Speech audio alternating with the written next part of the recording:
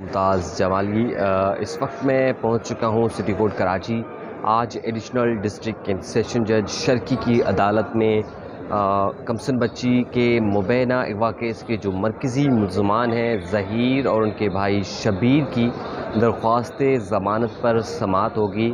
گزشتہ سماعت پر عدالت نے فریقین کو نقول فراہم کیے تھے اور آپ نے دیکھا تھا کہ گزشتہ سماعت پر پہلے تاریخ 10 ہوئی تھی اور بعد میں جو ہے 7 ہو گئی۔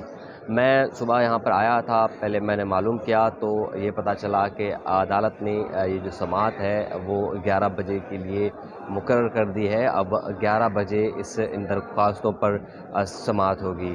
تو اس کیس کی کچھ ڈیٹیلز یوں ہیں کہ اب تک اس کیس میں 4 ملزمان گرفتار ہو چکے ہیں، جس میں ایک نکاح خواں، ایک گواہ یعنی کہ غلام مصطفیٰ اور اصغر، اور ساتھ ہی ساتھ مرکزی ملزم جس میں ظہیر اور ان کے بھائی شبیر شامل ہیں، اور اس میں 6 ملزمان جس میں نور بی بی بھی شامل ہیں۔ نور بی بی سمیت 6 ملزمان کے ناقابل ضمانت گرفتاری وارنٹ جاری ہو چکے ہیں۔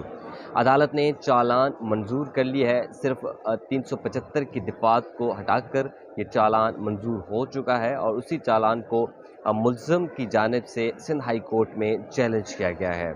عدالت نے ایم ایل او کرانے کا حکم دیا اور تفتیشی افسر کو یہ حکم دیا کہ آپ پولیس سرجن کے روبرو مغویہ کو پیش کریں اور جو ہے ایم ایل او کرائیں، میڈیکو لیگل کرائیں، لیکن اس کے بعد جو ملزم کے وکیل ہیں یعنی کہ ملزم کی جانب سے اس فیصلے کو، اس سیشن کورٹ کے فیصلے کو سندھ ہائی کورٹ میں چیلنج کیا گیا اور وہاں سے حکم امتناع لیا گیا۔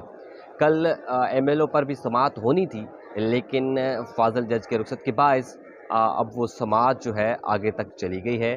اب دیکھنا یہ ہے کہ ایم ایل او پر بھی کیا ہوتا ہے، اور چالان منظوری کے خلاف جو انہوں نے اپیل دائر کی ہے، جو انہوں نے درخواست دائر کی ہے، اس پر بھی کیا ہوتا ہے وہ بھی آج آپ کو اپڈیٹ دیں گے۔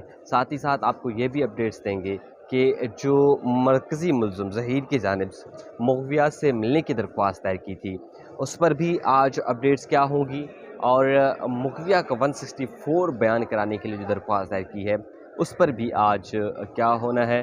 تو یہ تمام تر صورتحال سے، تمام تر تفصیلات سے ہم آپ کو آگاہ کریں گے۔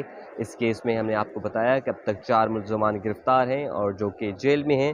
2 ملزمان جس میں نکاح خواں اور گواہ، انہوں نے سیشن کورٹ میں اپنی ضمانت کے لیے درخواست دائر کی تھی جو کہ عدالت نے مسترد کر دی تھی۔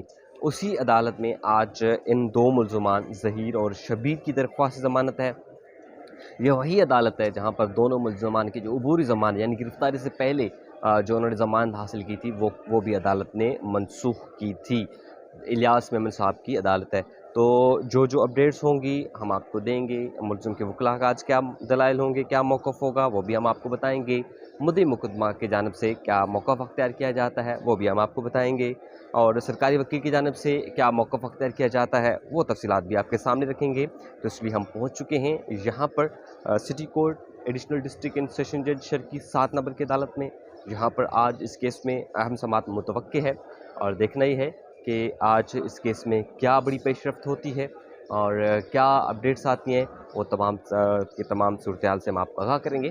اگر آپ کے ذہن میں کوئی سوال ہے، کوئی فیڈ بیک دینا چاہتے ہیں، یا کوئی آپ کنفیوژن کا شکار ہیں، تو آپ نیچے کامنٹس باکس میں کر سکتے ہیں۔ ہم اپنی پوری کوشش کرتے ہیں کہ کیس کو نیوٹرل ہو کر رپورٹ کریں، تاکہ کسی کی دل آزاری بھی نہ ہو اور تمام لوگوں کو بآسانی سے تمام تر تفصیلات جو ہیں سمجھ میں بھی آ سکیں۔